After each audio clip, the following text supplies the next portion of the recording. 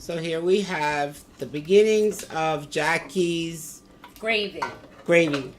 Mm-hmm. So you want to tell us what's inside?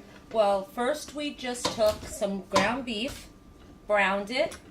I add the garlic whole because I don't like getting little bits and pieces of the garlic. It's up to you what you want to do. You could either chop it, you can use the frozen minced cubes that they sell. I just throw it in like this. Then the other thing that we have in here is, this is very important. These are beef marrow bones. And they cooked so soft that the marrow literally came out of it. And to give you an idea, this is what they look like in the supermarket. Most sections, a lot of places don't have it, but ShopRite has it and things like that. Sometimes your high-end stores don't have it because a lot of people use the beef marrow bones for stock, for soup, or for, like, you know, a beef stew, or for gravy. And a lot of people know that they can get the protein and the rich flavor from beef from the bones. So if you go to an area where someone's got to feed a lot of people, like with the Italians, we had to feed a lot of people, you use the bones because you get the marrow, which gives you the nutrients and the vitamins, and then you get the flavor, the really good flavor. Now, Stella's preference is not to use pork. Usually what I have is a pork bone, and I have a beef bone. I'm allergic to pork, by the way. That's okay. I mean, you know, then we brown the ground beef. There's usually sometimes we put onion in now, or you can put it in later. It doesn't matter. Do you want to put it in now, Stella? Or you want to No, it's up to you. I chopped the onions for you on the table there. I don't know. I didn't know how much you needed. And this is just to give you an idea. So what is the sugar? What is that? The salt? That's salt, and then some pepper to taste, just enough to, because you're going to be doing more seasoning, but just like you would, so it's not bland. And then Stella was gracious enough to chop an onion. What I usually do is I just cut it in a quarter because the gentleman that I live with, aka my husband, does not like onion.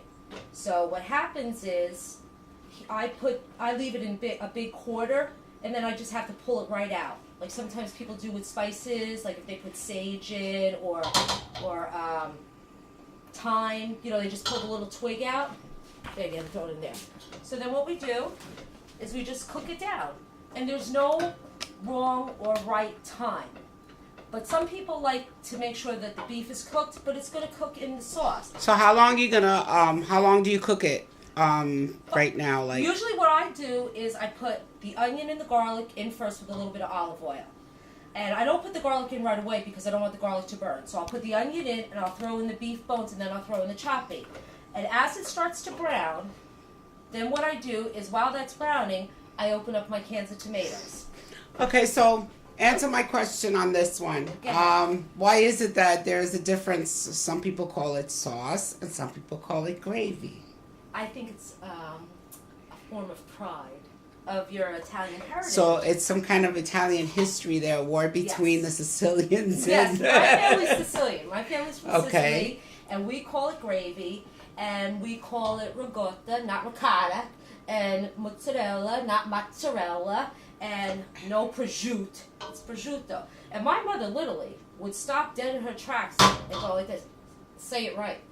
And we had to stand there until we said it right. Or Marie was going to, like, you know, you're going to get it. She wouldn't really hit us, but she used to say, don't embarrass me. You're Italian. You shouldn't have had to speak it. You shouldn't have had to say it. You make your heritage proud. So basically, you brown this up. So, and what you can do, what's good too, is this is a good point to make now. If you want to do this in a crock pot and let it cook all day, I recommend that you... How many hours in a crock pot? 3 to 4 on high, or even if you put it on low so it doesn't boil. Because what we usually do is when we cook the gravy is we get it up to a boil and then put it down on a simmer. So, but what I wanted to tell everyone that you could do is ahead of time, you can even do this like a couple of nights before or freeze it ahead of time. Brown some ground beef with the marrow bones and some pork bones, the garlic and the onion if you want, because it's nice when the garlic and the onion cook in it, so it gives it a richer flavor. And then just take this out, and you take all of it out, even the juice. And my mother, as my mother would say, she had the azulga. You take the azulga, that's where all like the real flavor is. Sometimes, you know, they say to get the little bits and pieces off the bottom. And you can put it in a container and freeze it. But I bet it'll taste better the next day. it does. And you know what it is? If you put everything like this in the crock pot, the meat doesn't brown. Okay. So it doesn't get it doesn't enhance its flavor. Same thing with the beef bones. The beef bones with the marrow will cook and will get it really going. But like I said, take onions, garlic, beef bones, pork and beef, and the ground beef, brown it all up and put it in a container. In the morning, when you get up, you turn the crock pot on and you put all the brown stuff with the juice, azulga, you put the juice all in, and that's the base for your gravy. Okay, great answer. There you go. Great answer. So now, how long before you put the sauce in there? Oh, once everything, I'm sorry. Once I put the onion in, and I put the ground beef in, and then I put the beef bones in, they start to brown. As it starts to cook, and I see that it's almost done, maybe there's little pieces that are a little pink, then I throw the garlic in. It's gonna cook again. It's gonna cook, yes. But just to give you, just as an idea, you have to let it brown a little bit. So there's no wrong or right. There's no wrong or right, but you really should let it brown a little bit. There's nothing wrong with it. And so then what I do is while this is almost done, in the meantime, that's when I open the cans of tomatoes. Okay. And I was raised with 1 can of crushed and 1 can of puree, and one little can of paste. I make sure I don't buy any of the tomato sauces that have basil, garlic. Don't open that one last. Open that one last. First we do the crushed, and you could do both crushed, both puree. If you do crushed, it gives it a little bit of hardness to it. Some people even do it. They squash their own fresh tomatoes, or put them in the blender, which I can see you doing, Stella, because you're all fresh, natural. Yeah. But this is how we were raised, and.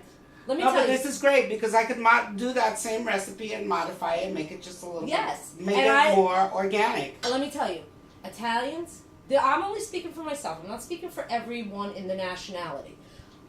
We like beef and we like pork. None of this turkey, none of this chicken, ground beef, but in sausage, it's always pork. So now you pour the can of the crushed tomatoes in, and if you look, it doesn't say with basil, with Italian seasonings. It's just plain crushed tomatoes. That's a good brand. It is. Cento is a very good brand. It's one of my favorites. And then this is Dion's. I don't know.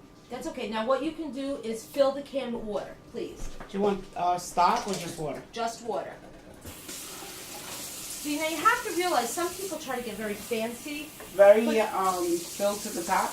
Yeah, kind of like you're cleaning the can. Swirl it around, clean the can. Okay, now that's good. And then you can give me another can. Now you have to remember, when you make this is home cooked meal. Nothing fancy. You just you're doing it. You're just throwing yourself in. We're not making it into a big drama. And then we add the 2 cans of water, which if Gioni was here, she'd kill me right now because she hates when I use the can because she says, that's being kind of I don't want to say it. But this is how my mother did it. And you tend to always do things the way you're taught. Now the tomato paste. Now what I Sorry about this organic. That's okay, it's fine. But what I do is, now the one side is open, and then, you have to try to find ways to be entertaining when you're doing this. Is I take it, and then normally I don't have it down. That's a bad can opener. Oh, Jesus. It's going to come out on the counter. Well, that's okay. You put a little hole, and then you just shake it, and it comes out. And then what you do is sometimes you could even add the paste when the sauce is bubbling a little, or the gravy is bubbling a little bit, only because it will stay in a thick lump. So you just stir it well, and then you say, okay, now what do I do next? Now the next thing you do is, can down over here. Sorry. I add 2 packs of sugar. So I guess the reason why I use packets or I'm showing packets is just to give people a visual. So what's the purpose? Is that for the acidity in the tomatoes, or does it really? Yes. Okay. So I add 2 packets of that, and then red wine. My mother-in-law one time made my husband write on the bottle where the line started and where it ended because she did not know how much wine to put in the gravy. When I show you, This is, I opened it, ready, watch. That's it. I couldn't even tell you if I had to measure it. Just a splash. And that also helps cut the acidity down and helps enrich the flavor. You do salt and pepper to taste. What's your preference? Sometimes you don't even have to add the salt yet. You might want to add salt more towards the end. You add a little more pepper. And now, what I do is I add, do you have a tablespoon? This is my special seasoning. You used to be able to get it in the supermarket. That's fine. That's fine. It's not readily available. Only get it online. I go to thespiceplace.com, and that's where I get my spices. That's where I get this. I'll give you a hint because I don't want to give away the whole secret. It sounds like spaghetti, but it's not. But yeah, and it's green and it's red, and it only comes in a bag. So I take, what is this, like a tablespoon? That's a tablespoon. Yeah, like a tablespoon and a half, and that's it. And now you just let it do the work. And after a while, you bring it to a boil. So how many minutes, how long would you normally? Till it comes to a boil. Okay. And then you lower it to a simmer and you let it cook. And then you wait. And Okay. when you smell, it's ready. Okay. Yeah.